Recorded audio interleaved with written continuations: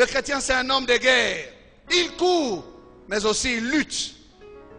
Il ne court pas seulement. Il ne s'engage pas seulement dans la carrière, dans la course que Dieu a ouverte pour lui, mais il lutte aussi. Il doit résister dans son combat. Il doit engager et combattre le bon combat. Quand Paul parle, il dit, j'ai combattu les bons combats.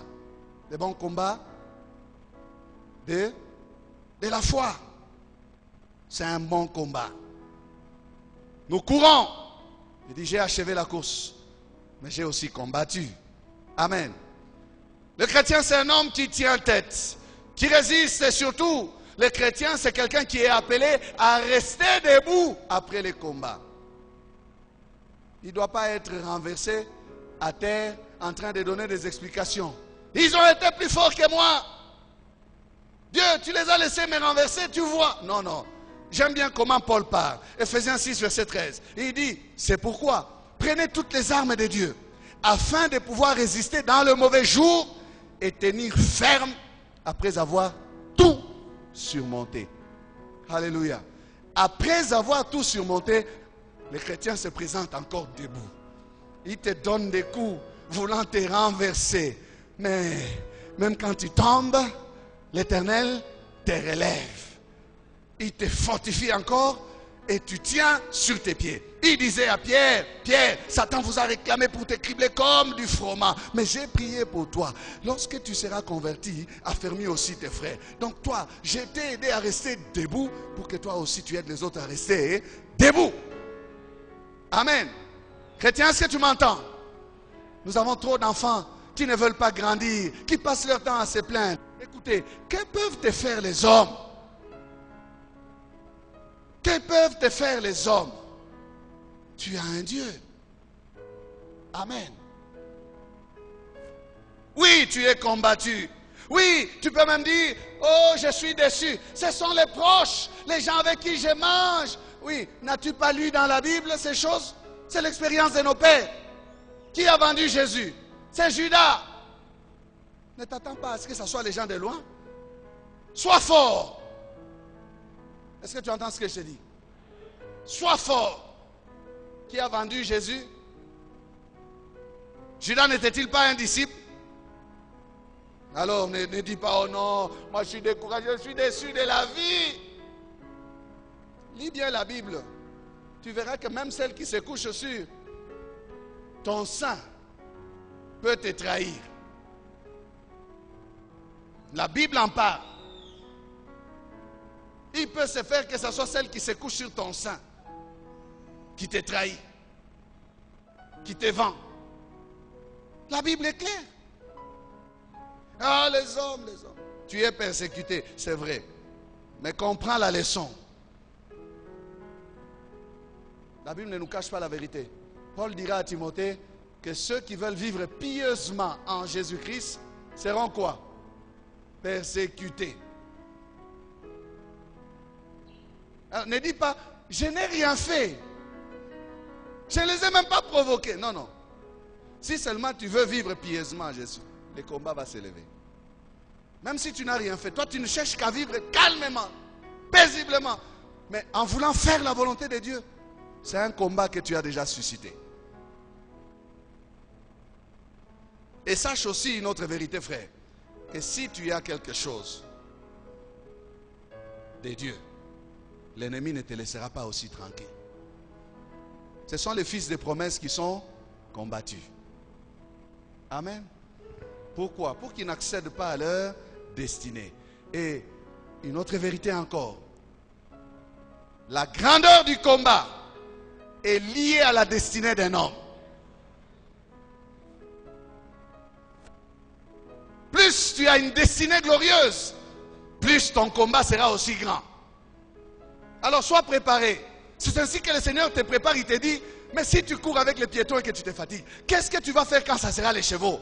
Parce que les chevaux viendront dans ta vie, frère. Amen. Ils viendront, ils vont arriver. Tu entendras les bruits. Paul dira, j'ai combattu contre les bêtes à Éphèse. C'était quelle bête? Je ne sais pas. Mais ça arrive dans la vie. Que ce soit face à des bêtes que vous ayez à lutter. que nous ayons à combattre. Dieu dit, sois conscient de cela. Ne sois pas rassuré seulement quand ça va.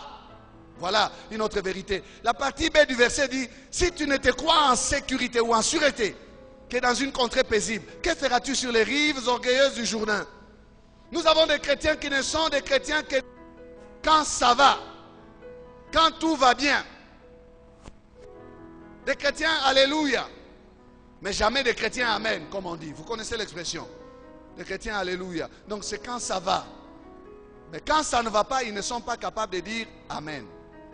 Donc ainsi soit-il, Seigneur. J'accepte que c'est ma coupe, je dois la boire. Amen. Non, non. C'est seulement alléluia. Il va dire, oh, Dieu soit loué. Dieu a fait ceci. Amen. Non, non.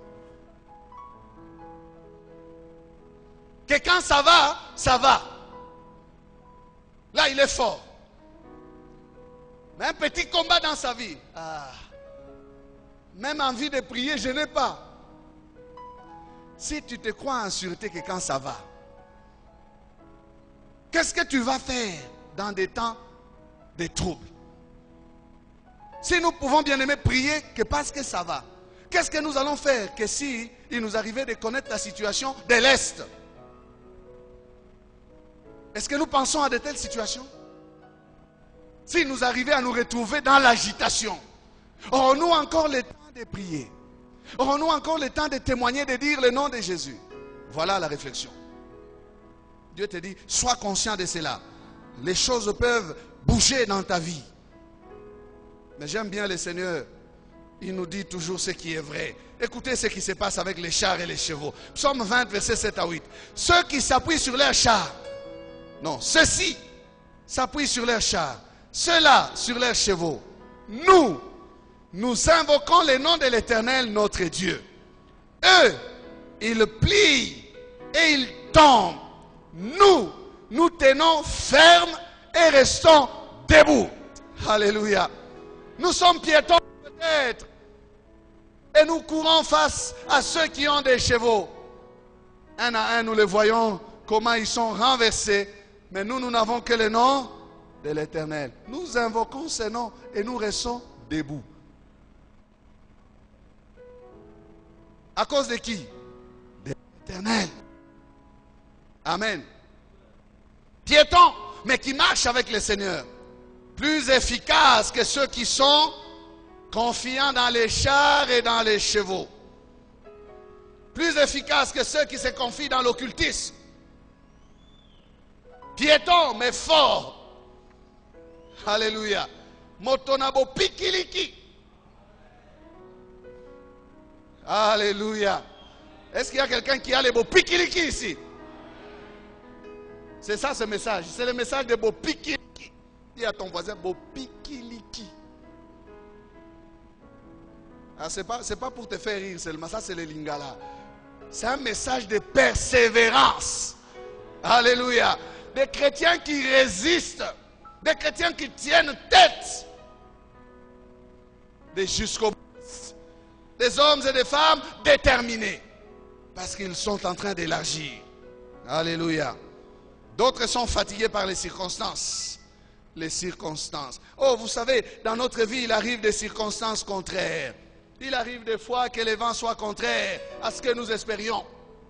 Nous avons fait nos plans, mais quand nous avons commencé à bouger, les vents sont contraires. Les choses ne marchent pas. Tout ne va pas. Alors, fatigué, on baisse les bras, on se dit, rien ne marche dans ma vie. Je suis fait pour la malédiction. Je suis fait pour échouer. Écoutez, dans le plan de Dieu, il n'y a aucun échoueur. Dans les plans de Dieu, il n'y a aucun échoueur. Pourquoi? Parce que le plan de Dieu a été accompli en Jésus-Christ. Et Jésus-Christ a triomphé à Golgotha. Tel il est, tel nous sommes. Et tel nous devons être. Pas d'échoueur. Amen. Pas d'échoueur. Ne baisse pas les bras parce que les circonstances sont contraires. Écoutez, parce que vous ne pouvez pas comprendre ce que Dieu est en train de faire. Non, non. Vous ne pouvez pas connaître les voies de Dieu. Frères, sœurs. Dieu est capable de faire à ce que la circonstance qui vous fait pleurer là soit une bénédiction. Alors ne baissez pas les bras à cause d'une circonstance. Amen. Non, non, non, ne baissez pas les choses d'une circonstance. Nous ne sommes pas épargnés des mauvaises circonstances, mais nous avons un Dieu merveilleux, un Dieu capable, un Dieu qui sait récupérer.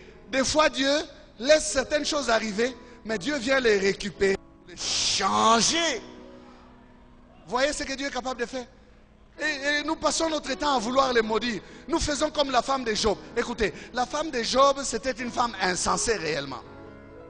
Elle a oublié une chose. Elle a oublié. Ne vous fatiguez jamais quand ça ne va pas. Soyons persévérants. N'abandonnons jamais. Alléluia. Never give up. Never. N'abandonnons jamais. Persévérons. Je parle de cette femme. Elle dit à son mari, maudis Dieu et meurs. Pourquoi? Parce qu'elle est fatiguée de laver cet homme. Elle est fatiguée de soigner cet homme. Quand elle regarde même dans sa formation, elle le méprise. Elle dit, est-ce que c'est encore un mari celui-ci? Mais ce qu'elle oublie, c'est que cet homme a encore des Jemima, des Ketia et des Keren Apuk en lui. Elle oublie une chose, elle oublie que cet homme aura les plus belles filles de la ville. Elle oublie que cet homme aura les plus beaux fils du pays. Elle oublie que cet homme sera le plus riche doublement que tout ce qu'il a perdu. Cette femme oublie cela. Elle oublie que Dieu est en train de vider Job des premières choses pour lui amener de nouvelles choses. Elle oublie. N'oublie jamais, frère, que quand ça ne va pas, Dieu est capable de venir faire à travers du néant de nouvelles choses. Oh, je ne comprends pas les voies de Dieu. Je ne saisis pas tout ce que Dieu est capable de faire. Mais je me rends compte que même dans mon malheur, un bonheur peut jaillir. Est-ce que tu comprends, frère? Essuie tes larmes. Essuie tes larmes.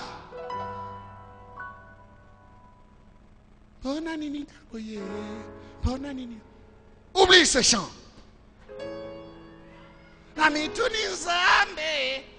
Oublie. Dieu est capable de faire que de tes pleurs jaillisse un rire qui sera un rire aux éclats. Tu vas rire et les gens vont te demander, mais pourquoi tu rigoles comme ça? Pourquoi tu es joyeux comme ça? Ah, est-ce que je te parle? Oh non, chaque année il y a quelqu'un qui meurt. Oui, tous les enfants de Job sont morts. Mais les plus belles filles étaient en route. Les Jemima, les Ketia et les Keren. Qui pouvait savoir? Laisse-les se moquer de toi. Ce ne sont que des piétons. Amen. Ce ne sont que des piétons, frère. De ce qui te fait mal aujourd'hui, sortira ce qui te fera rire. Sortira ce qui fera à ce que tu rendes grâce à Dieu. Lis avec moi, écoute ça. Juge 14, 14. De celui qui mange est sorti ce qui se mange. De celui qui est fort est sorti ce qui est doux. Il était question du lion. Même quand c'est le diable lui-même qui rugit, Dieu peut utiliser le rugissement du diable pour faire sortir quelque chose de doux. Tu crois que cette situation va t'avaler? Non, non. Ça fera sortir quelque chose qui te fera du bien. Tu mangeras encore du miel après le combat du lion. Et c'est lui qui sera la source de ton miel.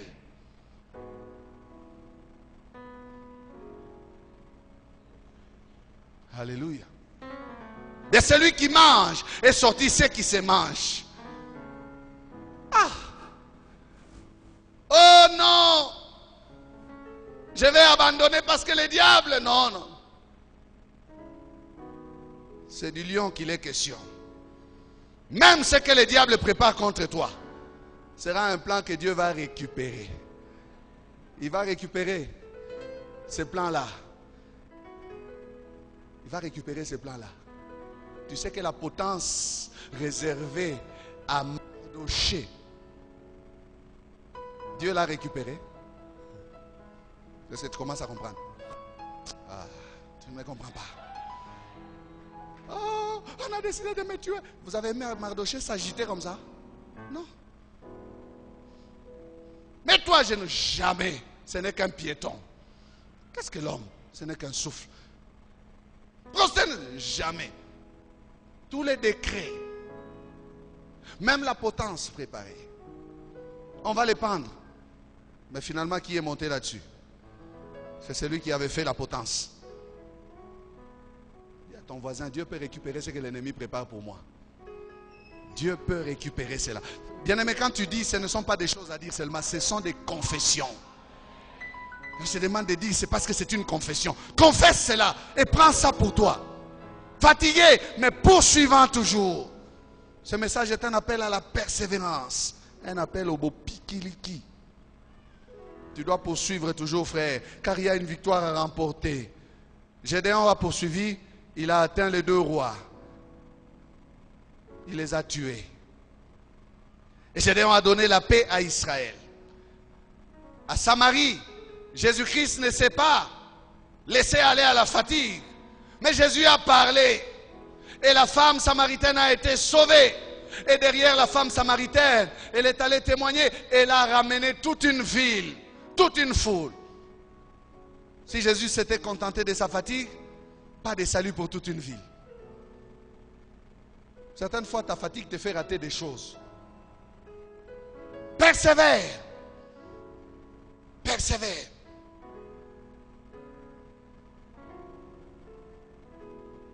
Et quand Jésus a vu cette foule, Jésus a donné le secret à ses disciples. Il a dit, ma nourriture n'est pas physique, elle est spirituelle. C'était quoi sa nourriture? C'est faire la volonté de celui qui l'a envoyé. Jean 4, 34, vous lirez à la maison. Et avec Élie, quand vous voyez, lorsqu'il était fatigué, abattu, Élie a dû manger un gâteau chaud et il a dû boire de l'eau qui était dans une cruche. Je vous donne déjà là la solution. Tu es fatigué, il te faut manger un bon gâteau. Le gâteau de la parole de Dieu. Il te faut boire de l'eau de la cruche. L'eau du Saint-Esprit. Ne marchez pas selon la chair. Voilà. Ne courez pas charnellement, mais marchez selon l'esprit. Psaume 110, verset 7. Il boit au torrent pendant la marche, c'est pourquoi il relève la tête. Il boit au torrent pendant la marche, c'est pourquoi il relève la tête. Soyons des hommes et des femmes spirituels. Soyons branchés à la source intarissable, frères et sœurs. Et notre force ne fera que se renouveler. La fatigue de nos âmes va être chassée de nos faiblesses. Ce sera la force que Dieu va déployer. Ne nous arrêtons pas, mais continuons. Parce que Dieu renouvelle la force de ses fidèles. Et pour terminer, nous lisons Ésaïe 40, versets 29 à 31. Il est dit, il donne de la force à celui qui est fatigué. Et il augmente la vigueur de celui qui tombe en défaillance. Les adolescents se fatiguent et se lassent. Et les jeunes hommes chancellent. Mais ceux qui se confient en l'Éternel renouvellent leur force. Ils prennent le vol comme les aigles. Ils courent et ne se lassent point. Ils marchent et ne se fatiguent point. Pourquoi? Pour élargir. Pour élargir. Amen. Ceux qui se confient en l'Éternel renouvellent leur force. Es-tu fatigué? La solution est là. Est-ce que Dieu est en train de te décevoir? Tu es fatigué de Dieu. La solution est là. Reviens. Et Jésus t'appelle, Jésus dit, venez à moi, vous tous qui êtes chargés et fatigués, je vous donnerai du repos. Nous avons la source. Allons à la source.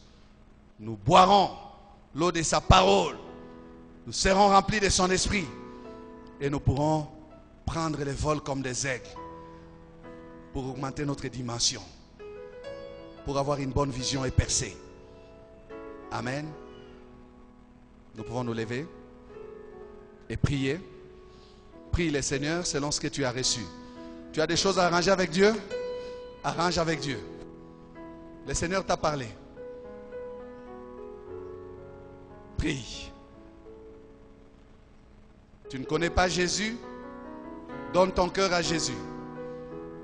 Invite-le dans ta vie. Il sera ton Seigneur et ton Sauveur. Il ne met pas dehors ceux qui s'approchent de lui. Nos prédications sont en continu sur notre site web qui est www.labornelouchi.net. Vous pouvez aussi nous écrire aux adresses électroniques suivantes: lepasteur@labornelouchi.net, guillamani@gmail.com. Pour toutes vos requêtes, écrivez-nous à l'adresse électronique suivante: requêtes@labornelouchi.net. Et si vous désirez nous contacter, appelez-nous au numéro suivant: 099 99 56 891.